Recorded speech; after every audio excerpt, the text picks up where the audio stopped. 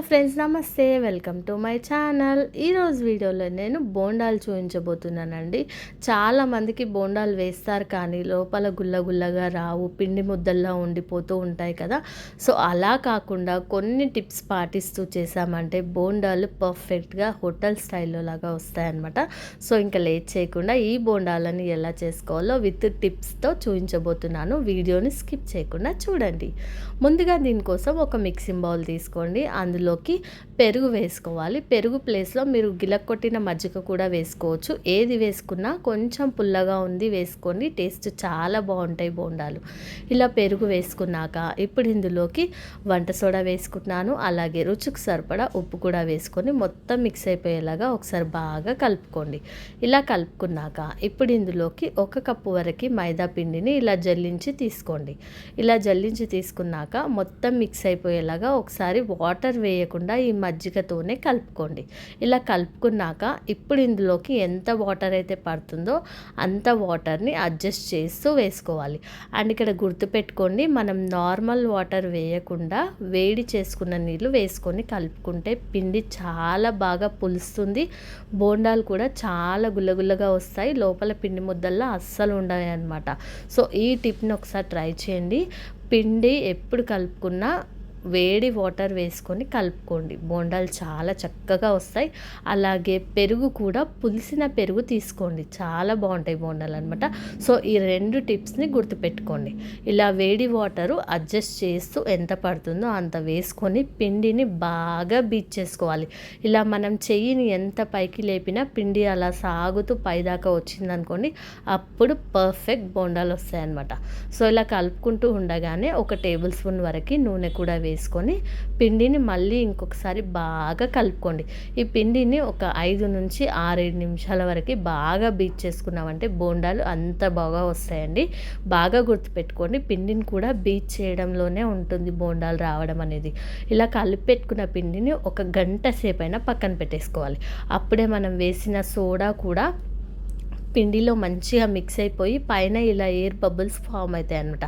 So ఇలా కలుపుకున్న పిండిని ఏ మాత్రం డిస్టర్బ్ చేయకుండా పక్కన పెట్టేసుకోవాలి. ఈలోపు నేను డీప్ ఫ్రైకి ఆయిల్ పెట్టేసుకున్నాను. ఆయిల్ వేడెక్కాక చేతికి కొంచెం తడి చేసుకుంటూ బోండా పిండిని ఒక పక్క నుంచి తీసుకొని ఇలా నూనెలో బోండాల్లా వేసేసుకోవడమే. మనం ఎప్పుడైనా బోండాలు ఎలా వేస్తాం, ఇలా పిడికిలి మధ్యలోంచి వేస్తాం కదా. సో ఇలా నేను చేసినట్టుగా పిండిని కలుపుకున్నామంటే ఇలా నార్మల్గా కూడా వేసుకున్న రౌండ్గా వచ్చేస్తాయి అనమాట బోండాలు. మీరే చూస్తున్నారు కదా, నేను నార్మల్గానే వేసేస్తున్నాను. బోండాలు చాలా చక్కగా వస్తున్నాయి అనమాట. సో ఎప్పుడు బోండాలు వేసినా నూనె కూడా మంచిగా కాగి ఉండాలి. హై ఫ్లేమ్లో పెట్టుకొని బోండాలని వేయించుకోండి. ఇలా కడాయిలో ఎన్ని బోండాలు పడతాయో అన్ని వేసేసుకున్నాక గరిటెతో తిప్పుతూనే ఉండాలండి బోండాలని. బోండాలు ఏమవుతాయి, ఒక పక్క కాలి ఇంకో పక్క తెల్ల తెల్లగా ఉండిపోతాయి కదా. సో అలా ఉండకుండా ఉండాలంటే ఒక గరిటెతో బోండాలని పైన ఇలా తిప్పుతూనే ఉంటే మనకి బోండాలు అనేవి చక్కగా ఈవెన్గా కాలుతాయి. అలాగే లోపల కూడా పిండి ముద్దలా ఉండకుండా ఉంటాయి అన్నమాట. సో బోండాలు చూడండి ఎంత చక్కగా వచ్చాయో, రౌండ్గా కూడా వచ్చాయి. సో ఇలా నేను చెప్పినట్టుగా బోండాలని పిండి కలుపుకొని చాలా బాగుంటాయి. ఇంకా వింటర్ సీజన్లో అయితే మనం నైటే పిండి నానబెట్టుకొని పెట్టుకున్నామంటే మార్నింగ్ బ్రేక్ఫాస్ట్ కోసం ఇంకా చక్కగా వస్తాయి అన్నమాట. సో సమ్మర్ కాబట్టి ఒక 1 అవర్ నానితే సరిపోతుంది. ఇలా బోండాలన్నీ చక్కగా మంచి కలర్ వచ్చిన తర్వాత ఒక ప్లేట్లోకి తీసేసి పక్కన పెట్టేసుకోండి. మళ్ళీ బోండాలు వేసుకునే ముందు ఒక 2 మినిట్స్ మళ్ళీ నూనెని బాగా వేడైన తర్వాతనే ఇలా బోండాల్లో వేసేసుకోండి. అప్పుడే బోండాలు మనం ఇలా పిండి వేయగానే పైకి ఇలా పొంగిస్తాయన్నమాట. సో నూనె కొంచెం వేడి తక్కువ బోండాలు చక్కగా పొంగవు, అలాగే మళ్ళీ లోపలే గట్టిగా ఉండిపోతాయి అన్నమాట. సో మంచిగా ఉబ్బాయి అన్నమాట. సో ఈ టిప్స్ అన్నీ గుర్తుపెట్టుకోండి. బోండాలు చేసే ముందు ఈ టిప్స్ పాటిస్తూ చేస్తే బోండాలు చాలా చక్కగా వస్తాయి అన్నమాట. సో టిప్స్ అనేవి బాగా గుర్తుపెట్టుకొని ఈ బోండాలు చేయండి. లేదంటే సోడా మంచిగా మిక్స్ అవ్వకపోయినా బోండాలు పేలే ఛాన్సెస్ కూడా ఉంటాయి. మనం వీడియోస్లో ఎన్నో చూస్తూ ఉంటాం కదా బోండాలు ఇలా పేలడం. సో టిప్స్ పాటిస్తూ బోండాలు చేసామంటే చాలా చక్కగా వస్తాయి. నాకైతే బోండాలు రెడీ అయిపోయాయండి. ఇక్కడ నేను పల్లి చట్నీ టమాటా పచ్చడితో సర్వ్ చేసేసుకున్నాను.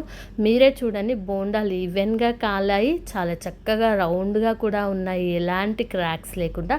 అలాగే లోపల కూడా ఎంత చక్కగా గుల్లగా వచ్చాయో చూడండి. పిండి ముద్దలా అస్సలు లేదనమాట, చాలా చక్కగా వచ్చాయి. ఇలా ఒకసారి ట్రై చేయండి నేను చేసిన పద్ధతిలో మైసూర్ బోండాలని. అలాగే ఈ రెసిపీ మీకు ఎలా అనిపించిందో కామెంట్ చేయండి. వీడియో నచ్చితే లైక్ చేయండి. మరిన్ని వీడియోస్ కోసం ఇప్పుడే మన ఛానల్ని తప్పకుండా సబ్స్క్రైబ్ చేసుకోండి. సబ్స్క్రైబ్ చేసుకొని చూడండి. చాలామంది సబ్స్క్రైబ్ చేసుకోకుండా చూస్తున్నారండి. వాళ్ళ కోసం నాది ఒక్కటే రిక్వెస్ట్ అనమాట. వీడియోస్ నచ్చితే లైక్ చేయండి. మీకు ఎలా అనిపించిందో కామెంట్ చేయండి. మీ ఫ్రెండ్స్ అండ్ ఫ్యామిలీ మెంబర్స్కి షేర్ చేయండి. సబ్స్క్రైబ్ చేసుకొని చూడండి. సబ్స్క్రైబ్ చేసుకున్న వాళ్ళు కూడా మన వీడియోస్ సరిగ్గా చూడట్లేదు, కొత్త వ్యూవర్స్ చూస్తున్నారు. అదేంటో నాకు అసలు అర్థం కావట్లేదండి. సో ప్లీజ్ అండి, వీడియోస్ నచ్చితే లైక్ చేసి షేర్ చేసి ఛానల్ని సబ్స్క్రైబ్ చేసుకొని చూడండి.